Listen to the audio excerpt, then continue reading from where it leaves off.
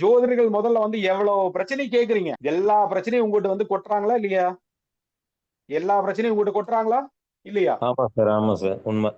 அப்ப ஆ, எல்லாத்தையும் நீங்க ஊன்னு கேட்டுட்டு அதுக்கு வந்து பரிகாரம் பண்ணலன்னா அது கண்டிப்பா அது பெரிய லெவல்ல கடைசியில பாதிப்பு வரும். இப்ப தெரியாது. நல்லா நீங்க சம்பாதிக்கிற வரைக்கும், நீங்க நல்லா ஆரோக்கியமா இருக்கிற வரைக்கும், உடல் ஆரோக்கியமா இருக்கிற வரைக்கும் எந்த பிரச்சனையுமே பண்ணாது.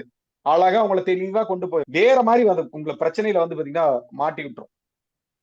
நெறைய அந்த வயதான ஜோதிடர்கள்லாம் வந்து பாத்தீங்கன்னா, அதெல்லாம் நெறைய பேர் கஷ்டப்படுறாங்க. நான் யாரையும் பேரெல்லாம் நான் சொல்லவே விரும்பல. பட் நெறைய ஜோதிடர்கள் வந்து பாத்தீங்கன்னா, கஷ்டப்படுறதுக்கு இது ஒரு காரணம் அப்படிங்கிறது இருக்குன்னு தெரிஞ்சுக்கணும். இப்ப நம்ம எத பண்ணணும் அப்படிங்கிறது ஒரு முடிவு இன்னைக்கே நீங்க எடுத்துட்டீங்கன்னா மட்டும் தான் அடுத்த கட்டத்துக்கு வர முடியும். அத நல்லா புரிஞ்சுக்கோங்க. அதனால தான் நம்ம கை குடுத்தாவே ஒரு 6 வந்து பாத்தீங்கன்னா, அட்டாச் ஆகுது. நம்ம 6 வந்து பாத்தீங்கன்னா, பரிவர்த்தனை ஆகுது. நம்மளுக்குள்ள ஒரு பாண்டிங் அப்படிங்கிறது ஆகுது அப்படின்னா, நல்லா புரிஞ்சுக்கோங்க. இப்போ யாராவது ஒருத்தர் கூடயே டிராவல் பண்ணிட்டு இருக்காரு. அந்த மாரி இருந்தா அவரோட கேரக்டர்ல இருந்து எல்லாமே உங்களுக்கு வந்து அட்டாச் ஆக ஆரம்பிச்சுரும். அதனால தான் ஆரம்ப காலத்துல என்ன சொல்லி வச்சிருக்காங்க அப்படின்னா, "உன் நண்பன் யார் என்று சொல், உன்னை பற்றி சொல்கிறேன்னு" சொல்றாங்க. சொல்றாங்களா இல்லையா?